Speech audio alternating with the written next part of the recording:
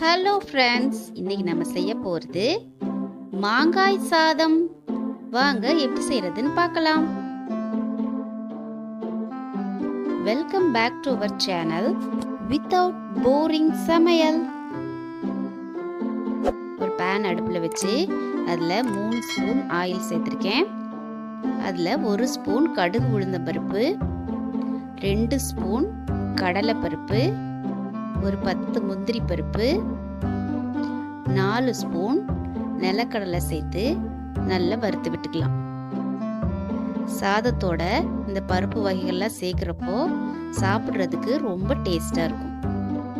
இந்த மாதிரி வறுத்து விட்டுட்டு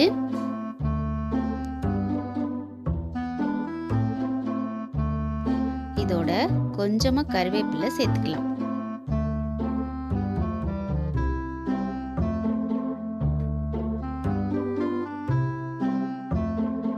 பொடியை நறுக்கி வச்சிருக்கிற இஞ்சி, 2 பச்சை மிளகா,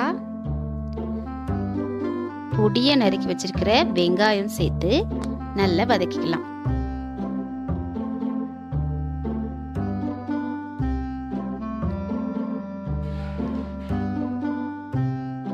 இதெல்லாம் நல்லா வதங்கி வந்த பின்னால 2 காஞ்ச மிளகா சேர்த்துக்கலாம். மாங்காய் சாதம் அனைவருக்கும் ரொம்ப பிடிச்சமானது. நீங்களும் ட்ரை பண்ணுங்க ஃப்ரெண்ட்ஸ். இதில் ஒரு மாங்காவை நான் துருவி வச்சிருக்கேன், அதை சேர்த்துக்கலாம். கிளிமூக்கு மாங்காய், உங்களுக்கு எந்த மாங்காய் கிடைச்சாலும் நீங்கள் அதை சேர்த்துக்கலாம். இதோட ஒரு 1/4 ஸ்பூன் பெருங்காயத்தூள், தேவையான அளவு உப்பு, 1/2 ஸ்பூன் மஞ்சள் தூள் சேர்த்து நல்லா வதக்கி விடலாம்.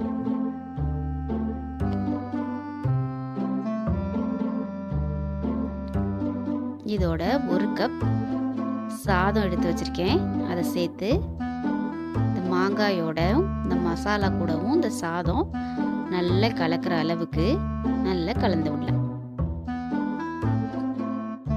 பாருங்க, இந்த மாதிரி நல்லா கலந்துட்டு மேலாப்புல கொத்தமல்லி தலைகளை தூவி மிக்ஸ் பண்ணி இறக்கணும்னா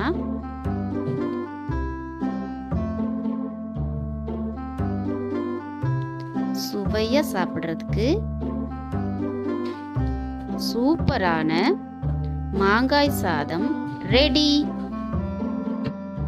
இந்த டிஷ்ஷை நீங்களும் ரசிச்சு சமைங்க, ருசிச்சு சாப்பிடுங்க.